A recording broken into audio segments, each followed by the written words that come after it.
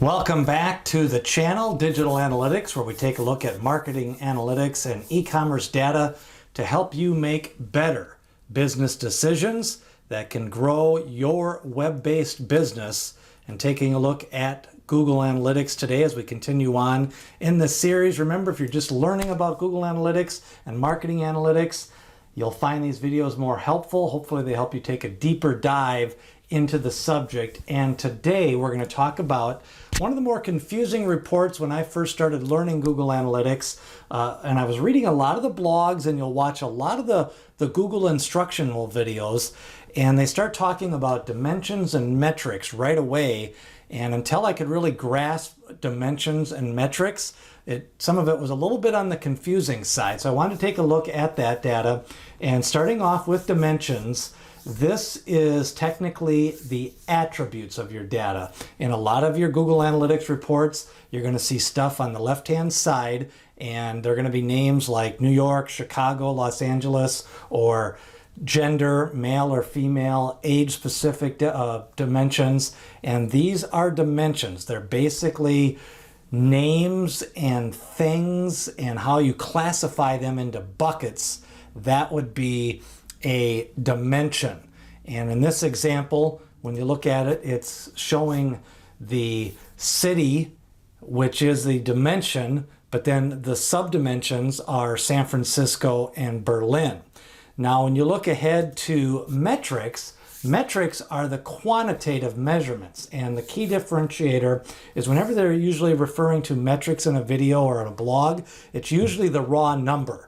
So sessions, 5,000 sessions in a day is a metric, and 3,000 page views in a month is a metric. And in this example, you've got sessions as 5,000 or pages per session as 3.74. Those would be examples of metrics. So whenever you start to talk numbers, you're talking metrics. Whenever you start talking about classifications like male or female or a city or maybe a channel report or maybe a source of traffic like Twitter or LinkedIn, Twitter would be a source, but it's a dimension. If you had 5 visitors for the month, that would be the metric.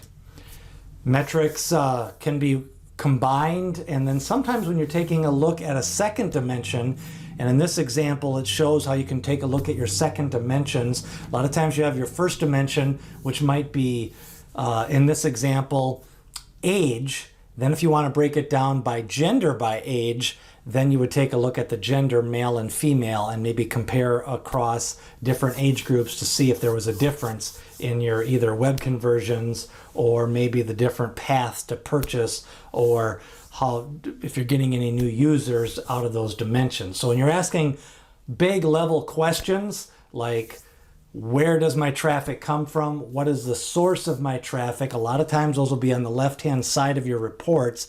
Those will be your dimensions, and then the actual raw numbers will be the metrics. Now, metrics are calculated in 2 ways. You've got your overview totals, like by the day, the week, the month, or if you set a different time period, that would be 5,000 or 3,000 or 5 visitors in a day.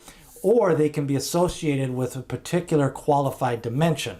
So a dimension, if you had 5 visitors for the day, but one of them was from New York, and it classified into that bucket, their IP address showed that they were from New York, then you would have a total page view would be 5 for the day, sessions. And then if you had one of those page views in New York classified by the dimension of the city, that would be a qualified dimension. So they can be broken down into qualified dimensions or just the overview of the raw totals for your metrics.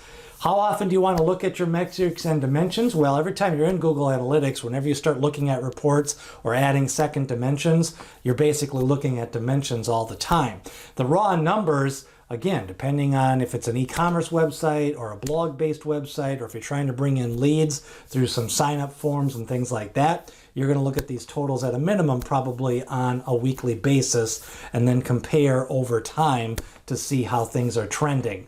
But dimensions and metrics, 2 of the more numbers that you need to know, some of the definitions that you need to know when you're new to Google Analytics. Remember, if there's something specific in Google Analytics or Google Analytics 4 that you want to know about, leave a comment and we can get a video on that or do a deeper dive into a session on how to actually go through on your Google Analytics. Also hit subscribe, ring that bell for notifications as we continue along in digital analytics, helping you make better business decisions.